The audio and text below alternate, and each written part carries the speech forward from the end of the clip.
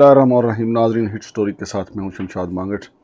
नाजरीन, मुल्क में इलेक्शन की ख़बरें तो चल रही हैं, लेकिन एक कड़े एहतसाब की ख़बरें भी चल रही हैं। और गुज़िश्ता रोज़ भी हमने आपको बताया था कि 500 अफराद ऐसे हैं जो बड़े ही बाअसर हैं, उनकी लिस्टें जो हैं नैब को फराहम कर दी गई हैं। और कुछ लिस्टें और कुछ नाम जो हैं हमारे सामने आए हैं। इसमें लैंड ग्रैबर्स की तादाद भी काफ़ी ज़्यादा है, सियासतदानों की तादाद भी ज़्यादा है। और नाजरीन, ये भी मैं आपको बता दूँ कि सिंध के ख़ातून सियासतदान के हवाले से आ रहा है कि उसके घर से काफ़ी 97 अरब रुपए के करीब जो है बरामद हुए हैं। बहरहाल, जब नैब से इस हवाले से रब्ता किया गया, उन्होंने क्या कहा वो भी हम आपको बताएंगे। लेकिन बड़ी खबर यह है कि पीपल्स पार्टी जो है सिंध में, चूँकि पीपल्स पार्टी की कई सालों से हुकूमत है, 2 दहाइयों से हुकूमत है, पीपल्स पार्टी के लिए काफ़ी मुश्किलात नज़र आ रही हैं सिंध में। और अगर वाकई ये तहकीकात शुरू हो गई, जो नैब को लिस्टें दी गई हैं, तो आसफ़ अली ज़रदारी साहब की तरफ से काफ़ी शदीद रद्द अमल आएगा। चूँकि आसफ़ अली ज़रदारी साहब ही तो थे जनाब इमरान खान के ख़िलाफ़ अदम एतमाद लाने वाले, वही तो सबसे पेश थे। उन्हीं ने तो सिंध हाउस में सारा मेला सजाया था। और अब अगर उनके साथियों को कटहरे में खड़ा कर लिया जाए तो उनकी तरफ से रद्द अमल तो आएगा। बहरहाल, खबर है, इसलिए मैं आपको बताता हूँ कि किस किस का नाम आया, कौन कौन सा। इसमें GFS वाले जो ग्रैंड फ्रॉड सर्विसेज वाले हैं, वो उनका नाम भी शामिल है। उनके जो रूह रवां हैं फैसल मोचर, उसका नाम भी शामिल है। लेकिन उससे बड़ी खबरें इसमें मौलाना फजल रहमान के बेटे का नाम भी शामिल है, अब्दुल कादर पटेल का नाम भी शामिल है। ये सारी चीज़ें मैं आपको बताता हूँ कि इन्होंने किस मद में कहाँ कहाँ से क्या पैसे लेने के इनके ऊपर इल्ज़ाम लगे हैं। नाज़रीन, पाकिस्तान में पहले भी ऐसी लिस्टें बनती रहती हैं। इससे पहले भी नैब के पास जो है वो 148 अहम तरीन शख्सियात की जो है ये लिस्टें थीं। लेकिन नैब जो है वो बस उतना ही काम करता है जितना उसको बोला जाता है, और उस पर करोड़ों रुपए अखराजात हमारे होते हैं, फिर हतमी नतीजे पे नहीं पहुंचा जाता। अगर मैं यहाँ पे सनसनी पैदा करना चाहूँ तो कर सकता हूँ कि ये लिस्टें दे दी गई हैं जनाब, बस इनसे पैसे बरामद होंगे और पाकिस्तान के डिफ़ॉल्ट का ख़तरा टल जाएगा। मेरा ख्याल है ऐसा नहीं, क्योंकि इससे पहले नैब को कितनी बार, बल्कि नैब के इन फहरिस्तों से पहले नैब के पास बहुत कुछ पड़ा हुआ है अगर नैब करना चाहे। लेकिन जो जा रहा है, और ये लिस्टें जो हैं एयरपोर्ट्स पे भी दी जा रही हैं ताकि ये लोग बाहर फ्लाई ना कर सकें।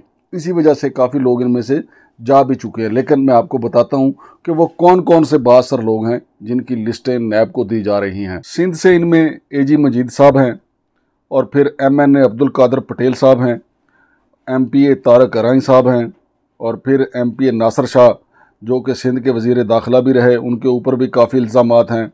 लैंड ग्रैबिंग के अलावा भी करप्शन के कई इल्ज़ामात हैं, लेकिन साबित करना अलबत्ता पड़ेगा। वैसे भी जो नैब की तरमीम हुई है, आपको पता ही है, उसमें ये लिखा हुआ है कि जो इल्ज़ाम लगाया जाएगा नैब को वो खुद साबित करना पड़ेगा।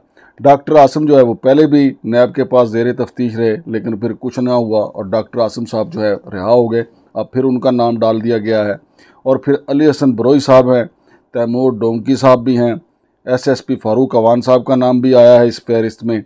SSP राजा उमर ख़ताब साहब का नाम भी आया है कि इन्होंने ज़मीनों पर कब्ज़ा करवाने पे मुबैना तौर पे बड़ी हेल्प किया है, फैसिलिटेटर का काम किया है।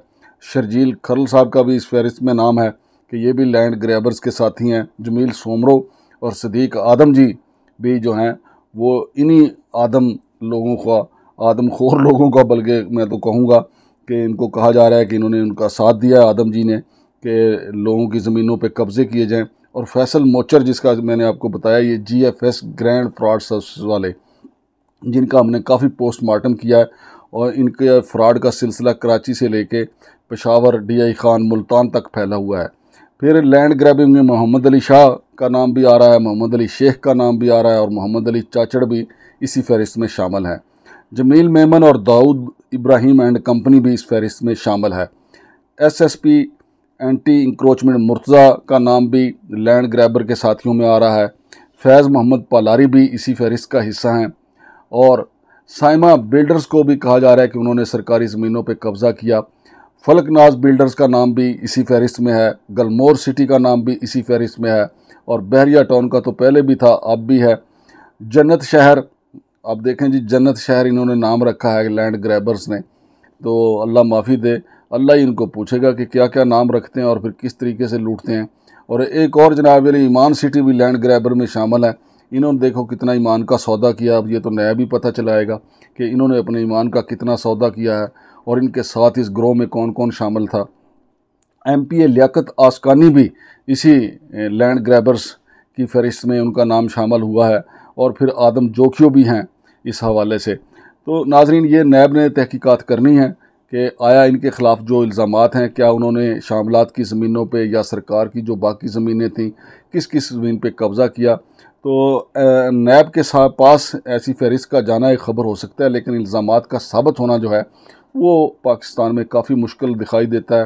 अलबत्ता नैब तरामीम जो हैं इस वक्त चूँकि सुप्रीम कोर्ट में ज़ेर समाअत हैं और सुप्रीम कोर्ट उन पर कोई भी फ़ैसला दे सकती है, और सुप्रीम कोर्ट नैब तरामीम के हवाले से इसलिए ख़ास तौर पे काफ़ी जो है संजीदा दिखाई देती है। उसमें चूँकि कहा गया है कि नैब को अगर किसी भी ज़रिए से कोई सबूत मिलेंगे तो नैब को साबित करना होगा कि ये सबूत ठीक हैं। और अगर नैब किसी को कहती है कि आपने ये असासे जो हैं अपनी आमदन से ज़ायद बनाए हैं, जैसा कि मैंने ये पूरी 30 बंदों की या कंपनियों की लिस्ट पढ़ी है, अगर नैब इनके घर पे जाके दस्तक देती है मौजूदा कवानीन के तहत कि आपने अपनी आमदन से ज़ायद ये असासे बनाए हैं, तो इधर आ जाएं, तो इधर आ जाएं वाला मामला नहीं होगा, बल्कि नैब के लिए ज़रूरी होगा कि अगर इनको बुलाएगी तो फिर नैब साबित भी करेगी कि हाँ आपने ये अपनी आमदन से ज़ायद असासे बनाए हैं। और अगर कोई बंदा बाहर से या अंदरून मुल्क से इनके ख़िलाफ़ सबूत देता है तो नई तरामीम के तहत उनको कानून नहीं मानेगा। लेकिन सुप्रीम कोर्ट अगर कोई फ़ैसला करती है, नैब तरामीम जो ताज़ा तरीन जो जाने वाली हुकूमत करके गई है उनको उड़ा देती है, तो फिर सूरत हाल मुख्तलिफ हो जाएगी। तो ये जिन बंदों का मैंने नाम लिया है उनके ख़िलाफ़ घेरा तंग हो जाएगा। और इसके अलावा नाजरीन, जो नैब को और फहरिस्तें दी गई हैं उनमें बलोचिस्तान से अली मदद जतक का नाम भी लिया जा रहा है कि वो भी कराची और उस दीगर शहरों में लैंड ग्रैबिंग के अलावा डीजल स्मगलिंग के धंधे में भी मुबैना तौर पर मुलव्वस पाए गए हैं। ये इल्ज़ाम भी उनको नैब को पहले साबित करना होगा। फिर नेमतुल्लाह ज़ोहरी साहब हैं जो कि साबिक़ वज़ीर आला बलोचिस्तान सनाउल्लाह ज़ोहरी के भाई हैं, इन पर भी लैंड ग्रैबिंग का इल्ज़ाम है। और अख्तर मैंगल के मुबैना फ्रंटमैन कासिम दस्तियार का नाम भी लैंड ग्रैबिंग में लिया जा रहा है। रूफी बिल्डर के रहमत लाई का नाम भी इस फहरिस्त में शामिल है। फैसल करीम कुंडी जो साबिक़ वफाकी वज़ीर से, और सरबुलंद जोगिज़ई का नाम भी कूल माइंस के लिए 100 एकड़ की अराजी अलाटमेंट करवाने का इल्ज़ाम पाया गया है। अब देखते हैं कि नैब ये साबित भी करता है कि नहीं। और फिर अली हसन जरदारी साहब हैं, उनके बारे में कहा जाता है कि महकमा इरिगेशन सिंध जो है वो उन्होंने लूट खाया है, लेकिन इसको कौन साबित करेगा? अगर नैब ने साबित करना है तो फिर नैब के बस की बात नहीं, क्योंकि इससे पहले नैब के पास जो फाइलें आई थी डॉक्टर आसम के हवाले से जो फाइलें आई थी, नैब तो उस पर कुछ नहीं कर सका था। फिर उसके अलावा नैब के पास बहुत कुछ आया, लेकिन नैब ने उतना ही किया जितना उनको कहा जाता है। लिहाजा जैसा कि सुप्रीम कोर्ट कहती है कि नैब जो है वो महज बाजू मरोड़ने का इदारा है। और अब देखते हैं ये जो मैंने आपको नाम बताए हैं कि इनके बाजू मरोड़े जाते हैं या इनसे कोई और काम लिया जाता है या इनको सुरखरू कर दिया जाता है।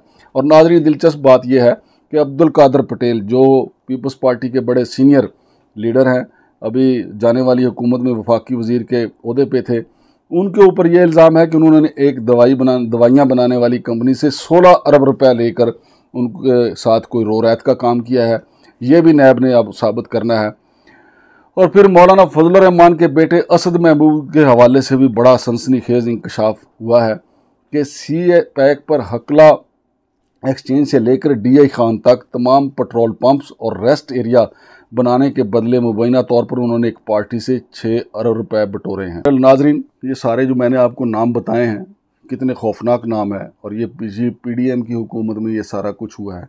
लेकिन मेरा ख्याल है घबराने वाली कोई बात नहीं। जैसा कि मैंने बताया कि सिंध की एक खातून सियासतदान, उसके घर से 97 अरब रुपए बरामद होने का कहा जा रहा है, लेकिन अभी नैब या कोई दूसरा इदारा तस्दीक नहीं कर रहा।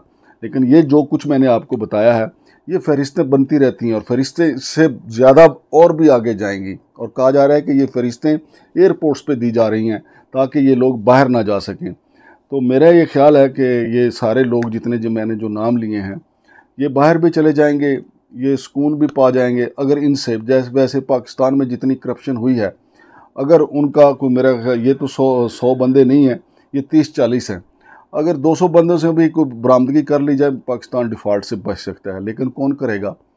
हमारे इदारे में इतनी जुर्रत नहीं है। हमारे इदारे तो एक आम आदमी जो है, एक मामूली सा कोई ग्रेड 17-18 का जो कोई ऑफिसर होता है, उसके ख़िलाफ़ कुछ नहीं कर पाता। अलबत्ता कोई कमज़ोर सा बंदा मिल जाए जिसका कोई वाली वारस ना हो, वो फिर नैब की कस्टडी में हथकड़ियों समेत मरा हुआ पाया जाता है। आप कौम ने पूरी ने देखा है, लेकिन जिसके पास ज़रा सी ताकत है, नैब उसका कुछ नहीं बिगाड़ सकता।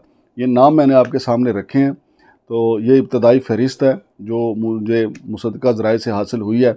अब देखते हैं कि ये इल्ज़ाम साबित होते भी हैं या नहीं, या इनमें कितनी हकीकत है, या नैब इस तरफ चलने का इरादा भी रखता है या नहीं, या सिर्फ थोड़ा सा डराने धमकाने के लिए है कि जी हम ये करने जा रहे हैं।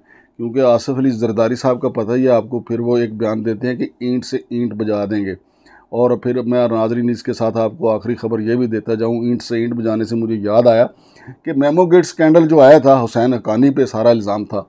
हुसैन हक्कानी साहब इस वक्त हमारे इदारों में, हुकूमत पाकिस्तान में बहुत मोतबर हो चुके हैं, और पाकिस्तान के एक बड़े और मोतबर तरीन अखबार में अब उनका कालम भी शाया हुआ करेगा, और पाकिस्तान के तमाम इदारे अब उनको एहतराम की नज़र से देखना शुरू हो गए हैं। चूँकि माजी में उन पर यह इल्ज़ाम था उन्होंने पाकिस्तान के साथ गद्दारी की है।